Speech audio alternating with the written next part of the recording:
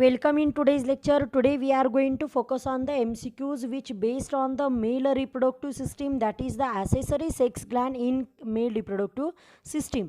Last लेक्चरमध्ये आपण काही ॲसेसरी ग्लँड्स यामध्ये पाहिल्या होत्या, त्यावरतीच आज आपण फोकस करून काही MCQs यामध्ये पाहणार आहोत.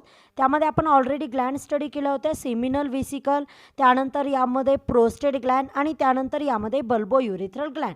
These are three main types of gland. These are present in the male reproductive system, in which the seminal vesicle, these are the spring-like gland which are present on the vasa differentia, which secrete the seminal fluid, which include the prostate, which include the fructose, which include the prostaglandin, and which include the fibrinogen. These are the three main components. These are secreted from the seminal vesicle. Next, this is the prostatic gland. This is the prostatic gland. This is also called as the prostate gland. These are present on the prostatic urethra. This is the region of urethra, and these are the prostatic urethra. That means the secretion of these prostate gland, these are directly goes inside the urethra, and actually the seminal vesicle which secrete the juice, these are goes into the vasa deferens. The prostatic gland which or prostate gland which secrete the secretion which goes into or inside the urethra, and these are the prostatic urethra, and this having the main function to neutralize the sperm. त्यानंतर यामध्ये third आहे, यामध्ये next आहे bulbo urethral gland. This are also called as the Cowper's Gland.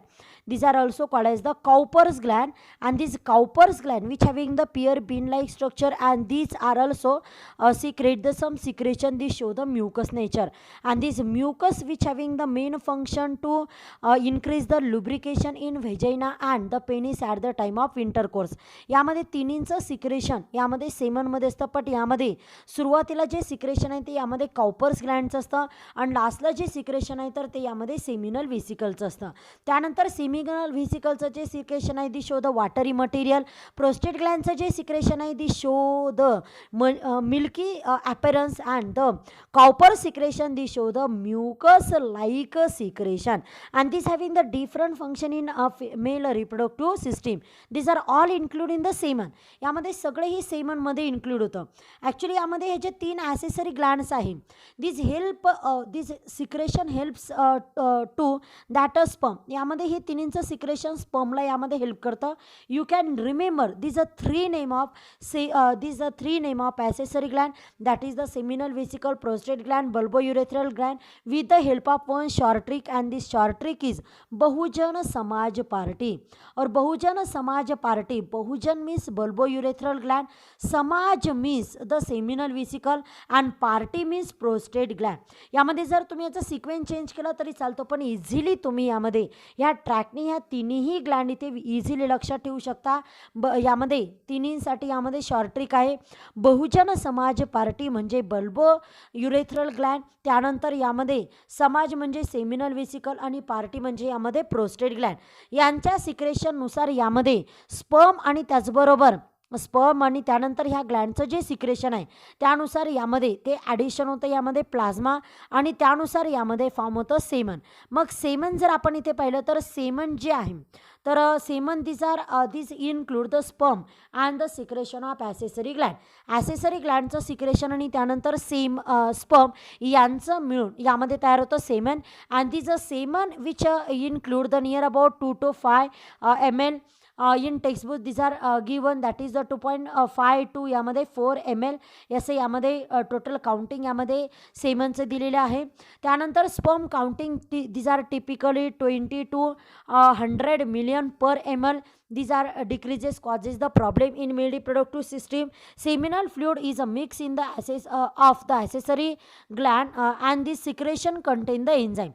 मग accessory ग्लँडमधलं जे secretion आहे त्यामध्ये वेगवेगळे एन्झाईम्स असतात, आणि त्या एन्झाईमनुसार यामध्ये जे मॅच्युरेशन आहे स्पर्मचं ते इथे केलं जातं, किंवा त्यांना एनर्जी प्रोव्हाइड करणे किंवा स्पर्मचं प्रोटेक्शन यामध्ये केलं जातं. ॲक्च्युली स्पर्मचं जे मॅच्युरेशन आहे तर ते यामध्ये टेस्टीजमध्ये होत असतं. You can see here the testes. यामध्ये तुम्ही इथे टेस्टीज पाहू शकता. टेस्टीजमध्ये सेमिनिफेरस ट्युब्युल्समध्ये यामध्ये काय फॉर्म होतं स्पर्म्स. त्यानंतर ते जातात रेटे टेस्टिसमध्ये, रेटे टेस्टिसमधून व्हॅसा इफ्रेन्शिया, व्हॅसा इफ्रेन्शियामधून इपिडिडॅमिस. आता इपिडिडॅमिसमध्ये कॅप्यूट आणि त्यानंतर कॉर्पस म्हणजेच यामध्ये जो हेड रिजन आहे आणि त्यानंतर मिडल जो पार्ट आहे यामध्ये देखील काही प्रमाणात जे स्पर्मचं आहे तर ते इथे मॅच्युरेशन होत जातं आणि या मॅच्युरेशनसाठी नियर अबाउट यामध्ये 70 to 74 यामध्ये डेज जे आहे तर तेवढे डेज यामध्ये जे सेमन आहे तर ते किंवा जे स्पर्म आहे स्पर्म जे आहे तर ते इथे मेल रिप्रोडक्टिव्ह सिस्टीममध्ये राहतात. मग काही प्रमाणात जे स्पर्म आहे तर त्यांचं मॅच्युरेशन यामध्ये ह्या इपिडिडॅमिसमधून होत असतं आणि इपिडिडॅमिसमधून मॅच्युरेशन झाल्यानंतर हे जे स्पर्म आहे तर ते एंट्री करतात यामध्ये व्हॅसा डिफरन्समध्ये आणि हा जो व्हॅसा डिफरन्स जी डक्ट आहे तर ती यामध्ये ओपन होते इजॅक्युलेटरी डक्टमध्ये आणि इजॅक्युलेटरी डक्टच्या तिथे कोण ओपन होतं तर यामध्ये ओपन होतं सेमिनल व्हेसिकल्स.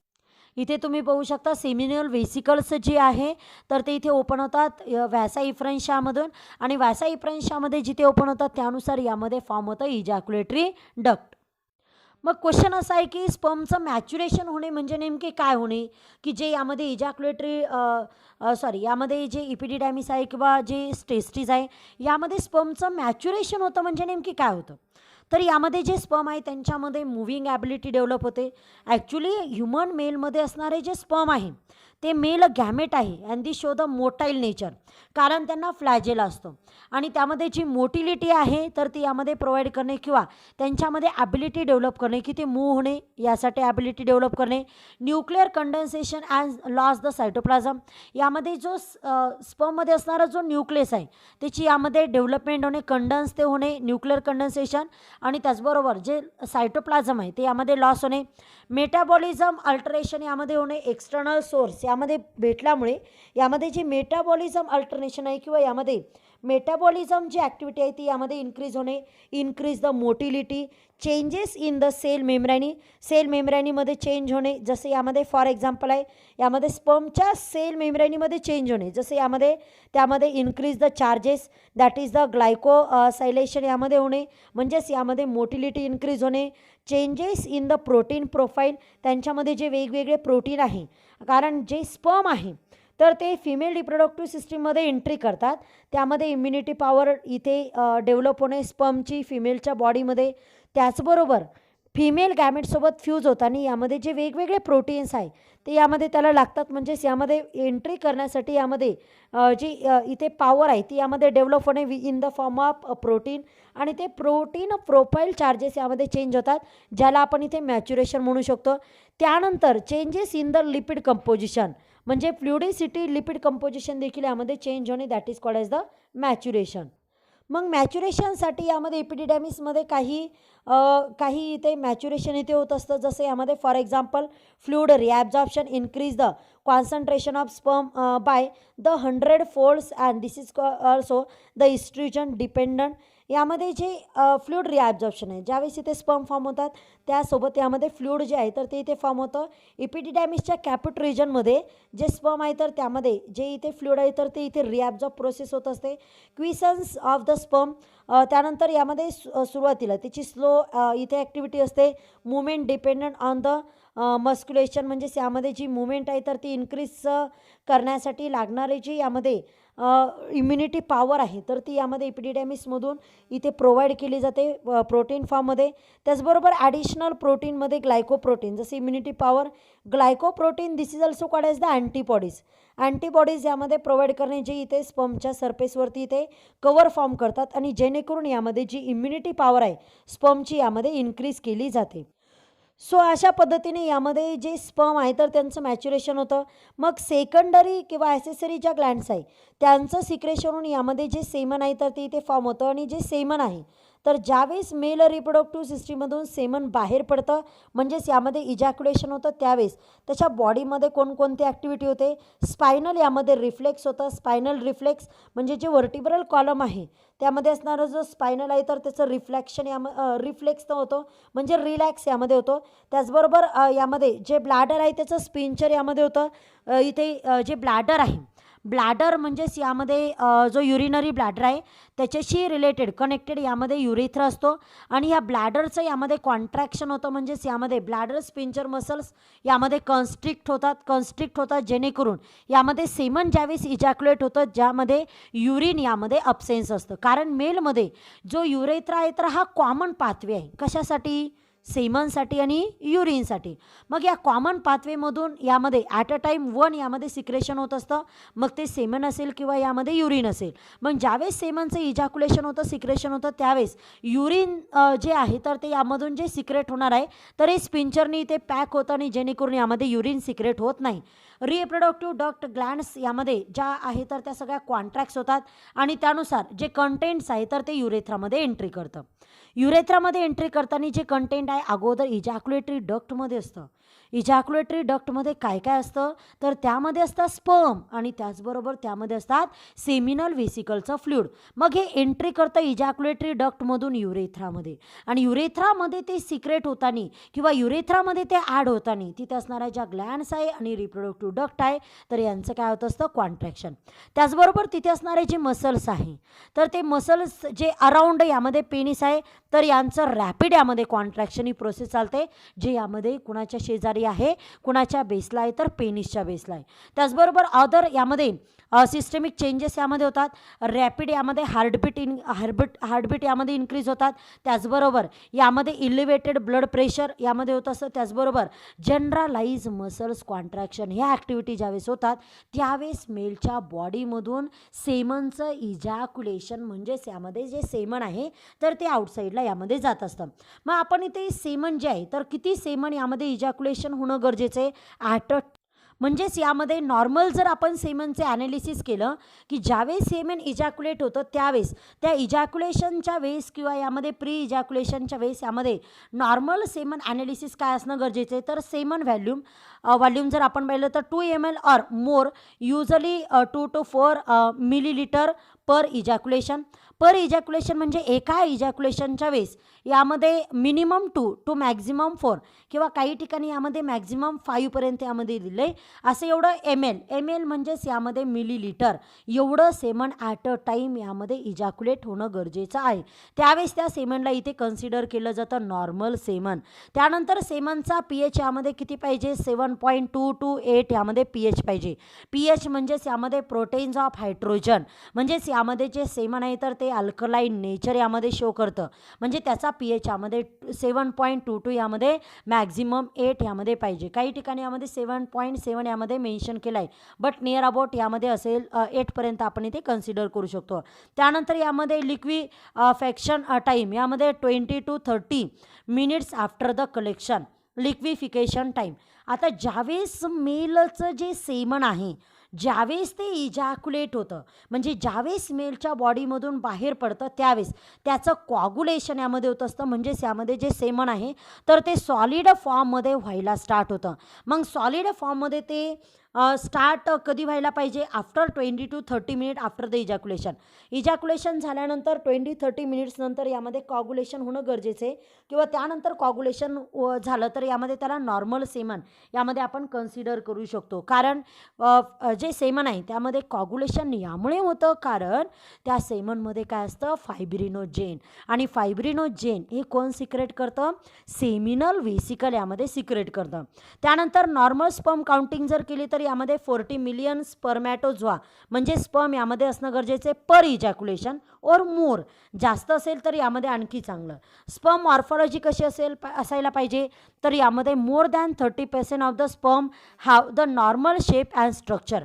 आता ज्यावेळेस स्पर्मचं मॅच्युरेशन होतं त्यावेळेस काही जे स्पर्म आहे तर त्यांचा शेप चेंज होत नाही किंवा त्यांचं स्ट्रक्चर चेंज होत नाही, म्हणजे ते इमॅच्युअर फॉर्ममध्ये राहतात.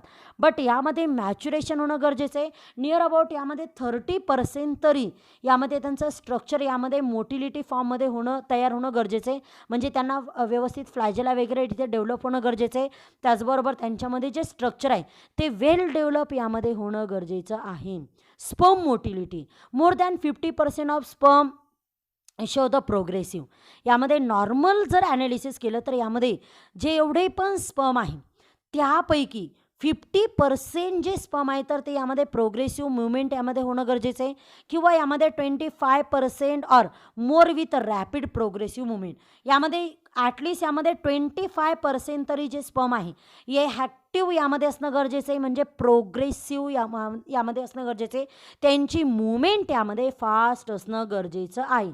त्यानंतर यामध्ये विटॅलिटी, म्हणजेच यामध्ये जे स्पर्म आहे तर ते कधी असं पण होऊ शकतं, स्पर्म फॉर्मेशनच्या वेळेस त्यांची डेथ पण यामध्ये होऊ शकते, मॅच्युरेशनच्या वेळेस त्यांची डेथ होऊ शकते. मग यामध्ये जे स्पर्म आहे ते लिव्हिंग स्टेटमध्ये असणं गरजेचं आहे, नियर अबाउट 75% किंवा त्यापेक्षा जास्त जे स्पर्म आहे ते लाईव्ह फॉर्ममध्ये असणं गरजेचं आहे, एक्सक्लुडिंग डायज यामध्ये ते लाईव्ह फॉर्ममध्ये असणं गरजेचं आहे. White blood cells fewer than 1 million यामध्ये WBC पर ml यामध्ये असणं गरजेचं आहे. These are the normal semen analysis. हे झालं normal semen analysis. Now we focus on the semen biochemistry. Biochemistry जी आहे सेमेनची ती आपण यामध्ये थोडक्यात इथे समजून घेणार आहोत. म्हणजे कोणकोणते यामध्ये केमिकल्स असणं गरजेचं आहे. ॲसिड फॉस्फेटेज असणं गरजेचं आहे. ॲसिड फॉस्फेटेज कोण सिक्रेट करतं? प्रोस्टेट ग्लँड सिक्रेट करते. मेकर द प्रोस्टेटिक फंक्शन आहे यामध्ये ॲसिड फॉस्फेटेज असणं गरजेचं आहे. त्यानंतर सिट्रिक ॲसिड हे देखील यामध्ये प्रोस्टेट ग्लँड यामध्ये सिक्रेट करते. प्रोस्टेटिक यामध्ये फंक्शन आहे. Low level may indicate the dysfunction or the parasite duct obstruction. म्हणजेच यामध्ये ज्यावेळेस फिमेलच्या बॉडीमध्ये हे स्पर्म एंट्री करणारे त्यावेळेस यामध्ये सिट्रिक ॲसिडनुसार हे जे फंक्शन जे स्पर्म करणार आहे तर त्यामध्ये सिट्रिक ॲसिड यामध्ये कंटेंट जास्त असणं गरजेचं आहे. त्यानंतर जर यामध्ये त्याचं कंटेंट कमी असेल तर त्यानुसार यामध्ये जे प्रोस्टेटिक डक्ट आहे तर त्यामध्ये डिस्ट्रक्शन किंवा डिस्फंक्शनिंग यामध्ये होण्याची शक्यता आहे. त्यानंतर zinc marker for the prostatic function यामध्ये व्यवस्थित चालू आहे हे मार्करसाठी यामध्ये झिंक यामध्ये महत्त्वाचं आहे. कॅलोरीमेट्रिक ॲसे एक्सप्लेन दॅट WHO यांनी यामध्ये कॅलोरीमॅट्रिक ॲसे यामध्ये झिंकला म्हणलेले म्हणजेच मार्कर आहे यामध्ये प्रोस्टेटिक फंक्शनचं. म्हणजे प्रोस्टेट ग्लँडचं फंक्शन नॉर्मल आहे हे आपण कोणत्या बेसवरती कंडक्ट करू शकतो? जर यामध्ये सेमनमध्ये झिंक असेल तर त्यानुसार यामध्ये क्लिअर होतं की प्रोस्टेटिक फंक्शन यामध्ये नॉर्मल आहे, प्रोस्टेट ग्लँडचं सिक्रेशन नॉर्मल आहे आणि त्यालाच यामध्ये कॅलोरीमेट्रिक एसे म्हणजेच यामध्ये WHOने सांगितलेली वर्ल्ड हेल्थ ऑर्गनायझेशननी यामध्ये सांगितलेली ही टर्म आहे. त्यानंतर फ्रुक्टोज यामध्ये फ्रुक्टोज असणं गरजेचं आहे. Fructose marker for the seminal vesicle function. Seminal वेसिकलचं फंक्शन नॉर्मल आहे हे कोण डिटेक्ट करतं? फ्रुक्टोज. जर यामध्ये सेमनमध्ये फ्रुक्टोज यामध्ये व्यवस्थित क्वांटिटीजमध्ये असेल तर यामध्ये हे इंडिकेट करतं की सेमिनल वेसिकलचं सिक्रेशन नॉर्मल आहे. And is a substrate for a sperm metabolism and these are the spectrophotometric assay. These are explain the WHO यांच्यानुसार यामध्ये फोटोमेट्रिक एसे म्हणजेच यामध्ये फ्रुक्टोजचं प्रमाण जे आहे तर ते यामध्ये कॅल्क्युलेट केलं जातं, त्यानुसार यामध्ये इंडिकेट केलं जातं. सो अशा पद्धतीने यामध्ये आपण सेमन फॉर्मेशन पाहिलं, सेमन नॉर्मल कसं असायला पाहिजे याबद्दल पाहिलं. त्याचबरोबर आपण सेमन यामध्ये जी बायोकेमिस्ट्री आहे ती देखील आपण यामध्ये पाहिलेली आहे. सो आपण याच्याशी रिलेटेड काही टर्मिनॉलॉजीज आपण यामध्ये पाहणार आहोत. मग इथे टर्मिनॉलॉजी जसं यामध्ये वेगवेगळ्या टर्म्स आहे, वेगवेगळ्या टर्म्स इथे यूज केल्या जातात. जसं फॉर एक्झाम्पल ॲस्पर्मिया म्हणजे एखाद्या मेलमध्ये सेमनच नसेल तर त्याला म्हणतात ॲस्पर्मिया. त्याचबरोबर ॲझोस्पर्मिया म्हणजेच यामध्ये जे टोटल अब्सेन्स ऑफ स्पर्मॅटोझोआ म्हणजेच यामध्ये स्पर्म. मग सेमनमध्ये जर स्पर्म नसतीलच आणि नुसतं यामध्ये जर प्लाझ्मा असेल म्हणजे 0 यामध्ये स्पर्म काउंटिंग असेल, सेंट्रिफ्यूज स्पर्म काउंटिंग जर 0 असेल किंवा HPF यामध्ये 0 असेल, HPF 0 असेल तर त्यावेळेस यामध्ये त्याला म्हटलं जातं ॲझोस्पर्मिया. म्हणजेच यामध्ये स्पर्मॅटोझोआ 0 आहे किंवा यामध्ये स्पर्मच नाही, सेमन आहे पण स्पर्म नाही, त्याला म्हटलं जातं ॲझोस्पर्मिया. आणि त्यानंतर सेमनच नाही तर त्यावेळेस त्याला म्हटलं जातं एस्पर्मिया. त्यानंतर oligozoospermia refer to the reduce number of spermatozoa. Spermatozoa म्हणजे स्पर्म. जर सेमनमध्ये कमी असेल तर त्याला इथे ऑलिगोझोस्पर्मिया किंवा ऑलिगोस्पर्मिया असे देखील यामध्ये म्हणतात. मग ते किती कमी असेल तर यामध्ये कॉन्सन्ट्रेशन लेस दॅन यामध्ये 20 मिलियन पर ml असेल. एका ml मध्ये 20 मिलियनपेक्षा कमी असेल त्याला इथे ऑलिगो ॲझोस्पर्मिया इथे म्हणतात. किंवा काउंट यामध्ये 5 to 10 मिलियन असेल स्पर्म यामध्ये पर ml यामध्ये सेमनमध्ये, तर त्यावेळेस त्याला देखील ऑलिगोझोस्पर्मिया किंवा ऑलिगोस्पर्मिया इथे म्हणतात. Saver oligospermia sperm count 1 to 2 sperm 1 to 2 count sperm असेल तर त्यावेळेस त्याला सेव्हरल ऑलिगोस्पर्मिया असे देखील यामध्ये म्हणतात. त्यानंतर आहे polyzoospermia denote the increase number of the spermatozoa in semen. सेमनमध्ये जर स्पर्मची काउंटिंग जास्त असेल नियर अबाउट यामध्ये 350 मिलियन्स किंवा त्यापेक्षा जास्त असेल पर ml यामध्ये स्पर्ममध्ये, तर this is called as the polyzoospermia. these are the different terminologies. These are related to the semen or related to the sperm counting inside the semen. So we focus on the MCQs which based on this all overview topic. या सगळ्यावरती base जो MCQs आहे तर तो topic आपण इथे पाहणार आहोत. Now we are going to focus on the MCQs which based on the male reproductive system, that is the accessory glands, and also the semen topic. And here the first question is that which of the following is not included in the accessory duct. accessory duct मध्ये यापैकी कोण include होत नाही. त्यामध्ये first option आहे व्हॅसा डेफरन्स, त्यानंतर prostate, त्यानंतर rete testis, त्यानंतर इपिडिडामिस. ॲक्च्युली यामध्ये रेटेटेस्टिस, त्यानंतर यामध्ये जो पार्ट आहे epididymis, vasa deferens, this are the duct. But actually prostate this is the gland in case of male reproductive system. Male reproductive सिस्टीममध्ये जे इथे सेमिनिफेरस ट्युब्युल आहे त्यांच्यामधून जे स्पर्म आहे ते एंट्री करतात रेटेटेस्टिसमध्ये. रेटेटेस्टिस ह्या देखील यामध्ये ॲसेसरी डक्ट्स यामध्ये आहे.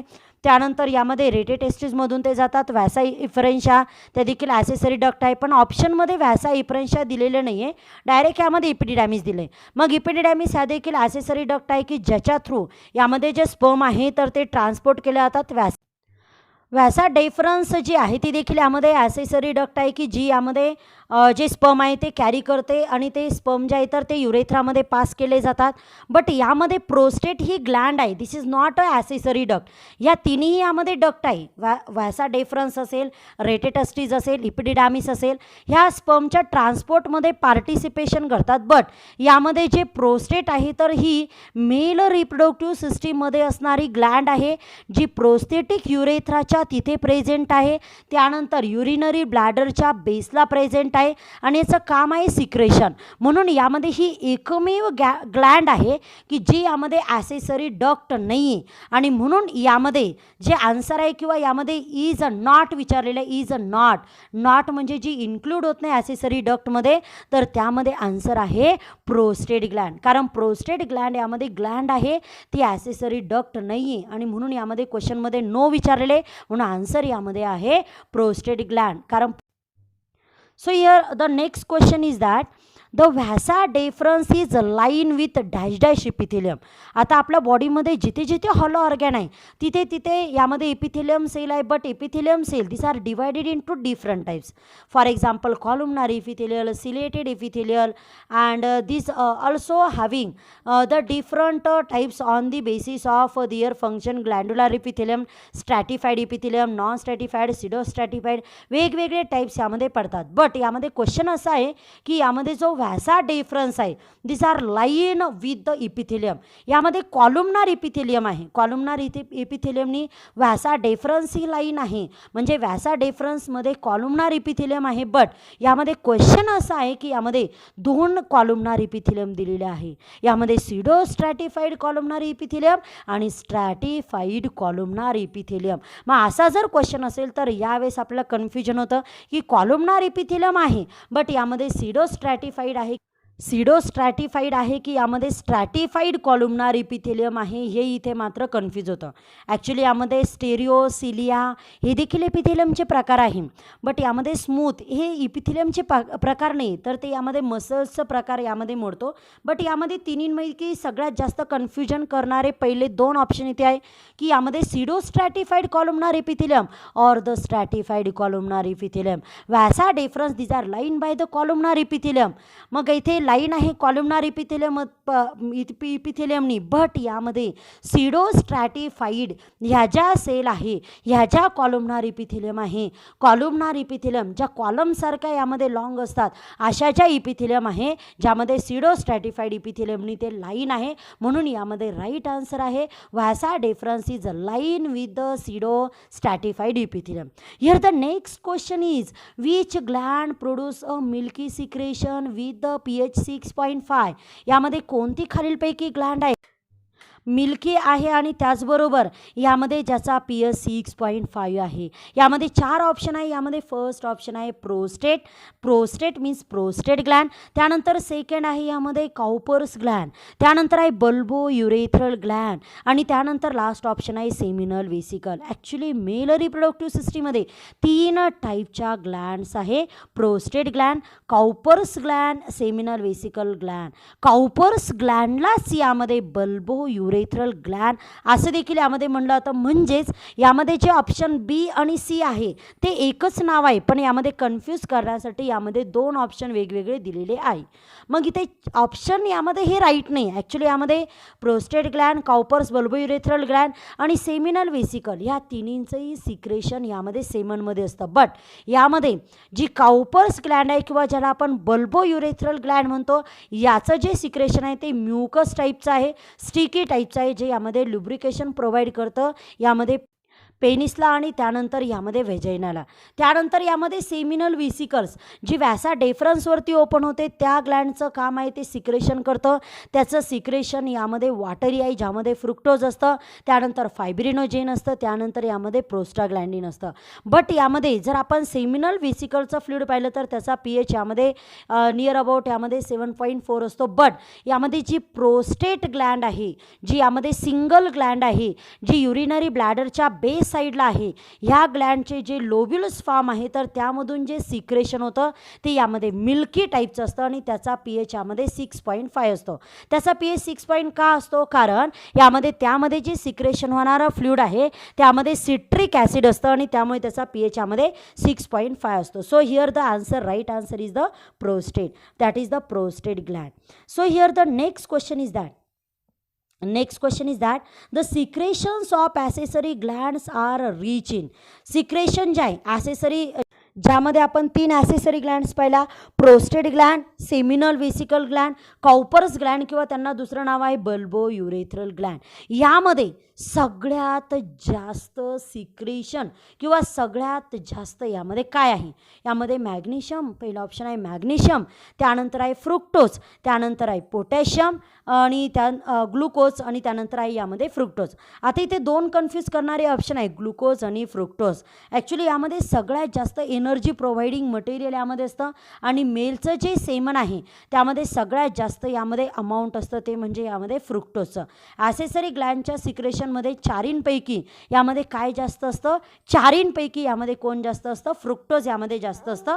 यामध्ये glucose, actually glucose this is the animal sugar and fructose this is the plant sugar. But here the fructose these are present in the semens and fructose which important for the provide the energy for movement of the sperm. स्पर्मच्या मुवमेंटसाठी जी energy यामध्ये provide होते कोण provide करतं? तर ते provide करतं यामध्ये fructose. So here the large amount of और the secretion of accessory gland these are rich in the fructose. यामध्ये फ्रुक्टोज हे एकमेव कॅरेक्टर आहे की ॲनिमल बॉडीमध्ये कुठेही फ्रुक्टोज पाहायला भेटत नाही किंवा कुठेही फ्रुक्टोज नसतं. फक्त यामध्ये कोण सोडलं तर semen this having the secretion of seminal vesicle. त्यामध्ये पण सेमिनल वेसिकलचं जे सिक्रेशन आहे यांच्या सिक्रेशनमध्ये फक्त यामध्ये फ्रुक्टोज आहे आणि म्हणूनच या फ्रुक्टोजच्या डिटेक्टवरून यामध्ये जे इथे फॉरेन्सिक सायन्स आहे यांच्यामध्ये जे रेप केसेस आहे तर ह्या फ्रुक्टोजच्या प्रेझेन्समुळे इथे डिटेक्ट केलं जातं की एखाद्या फिमेलवरती रेप झालेला आहे की नाही. जर यामध्ये इथे रेप झाला असेल तर फिमेलच्या बॉडीमध्ये इथे फ्रुक्टोज सापडतं, कारण फ्रुक्टोज हे सेमनमध्ये असतं, ते सेमिनल वेसिकलचं फ्लुइडमध्ये इथे प्रेझेंट असतं.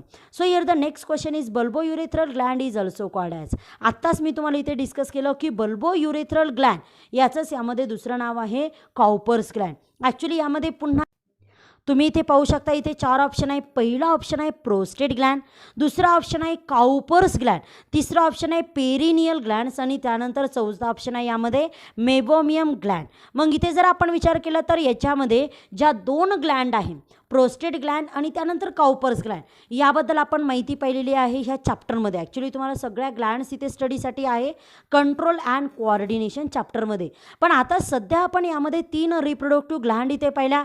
त्यामध्ये महत्त्वाचं आपण पाहिलं प्रोस्टेट ग्लँड, त्यानंतर पाहिलं सेमिनल वेसिकल, त्यानंतर आपण पाहिलं काउपर्स ग्लँड. त्यामध्ये ज्या काउपर्स ग्लँड आहे ज्या मेम्ब्रॅनस युरेथ्राच्या तिथे प्रेझेंट आहे, लॅटरल साईडला प्रेझेंट आहे, ज्या बीन शेप आहे, त्यानंतर ज्यांचे 2 इन नंबर आहे, त्याचबरोबर त्यांचं सिक्रेशन म्युकस आहे आणि ज्यांच्या सिक्रेशनमुळे इथे जे पेनिस आहे आणि त्यानंतर व्हेजाइना आहे यांना जे यामध्ये लुब्रिकेशन प्रोव्हाइड होतं, तर यामध्ये ही सिक्रेशन करणारी ग्लँड आहे काउपर्स ग्लँड. आणि काउपर्स ग्लँडचंच यामध्ये आणि ह्या काउपर्स ग्लँडचंच दुसरं नाव आहे बल्बोयुरेथ्रल ग्लँड. म्हणजेच क्वेश्चनमध्ये दिलेलं आहे की bulbourethral gland is also known as. Bulbourethral gland याला आणखी एक नाव काय आहे तर त्याचं नाव आहे यामध्ये Cowper's gland. Cowper's gland means bulbourethral gland and bulbourethral gland means Cowper's gland, and these are present in the membranous urethra near to the or lateral side of the membranous urethra. membranous urethra हा middle part आहे कुणाचा तर यामध्ये युरेथ्राचा की ज्याच्या साईडला यामध्ये ह्या ग्लँड प्रेझेंट आहे. So here the right answer is the Cowper's gland. these are the bulbourethral gland. here the next question is that इथे नेक्स्ट क्वेश्चन आहे प्रिव्हियस त्यामध्ये आज क्वेश्चन आहे खूपदा यामध्ये विचारलेलं आहे. 1988मध्ये 2 एक्झाममध्ये विचारलं आहे. त्यानंतर MST CET 2004मध्ये इथे विचारलेलं आहे. Which of the following is an accessory reproductive glands in male mammals. पुन्हा एकदा क्वेश्चन रीड करते. Which of the following is an accessory reproductive gland in male mammals. Male जो आहे मॅमल्समध्ये सस्तन प्राण्यांमध्ये जो मेल आहे त्यामध्ये कोणती खालीलपैकी यामध्ये ॲसेसरी ग्लँड्स यामध्ये आहे. इथे ऑप्शन वेगवेगळे ऑप्शन इथे दिले.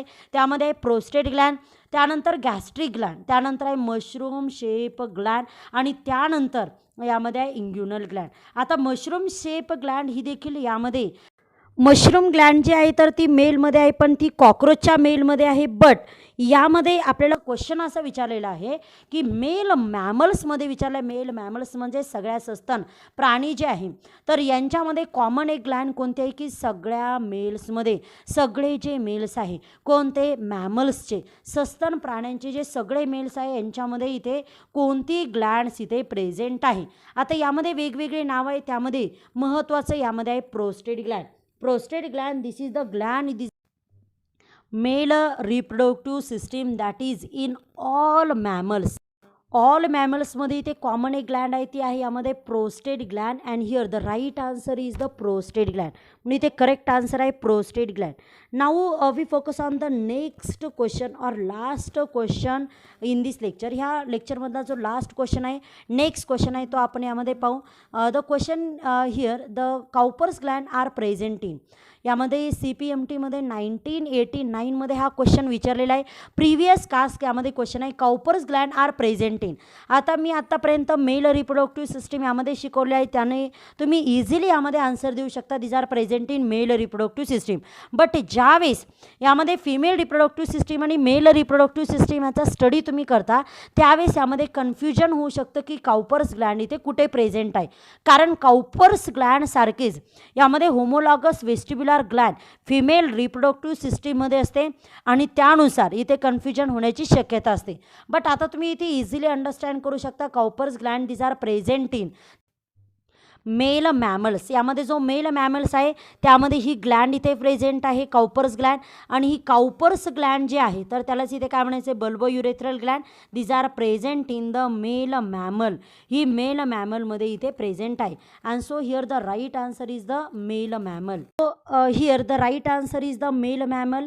In male mammal this Cowper's gland these are present in present in the male mammal. Male मॅमलमध्ये इथे जी काउपर्स ग्लँड आहे तर ती इथे प्रेझेंट आहे. So here the right answer is the option B. I hope you understand all the topic which is explained in this lecture and also the MCQs which based on this lecture. So we will meet in next lecture with a next topic or the MCQs which based on the next topic, that is the female reproductive system. Thank you so much.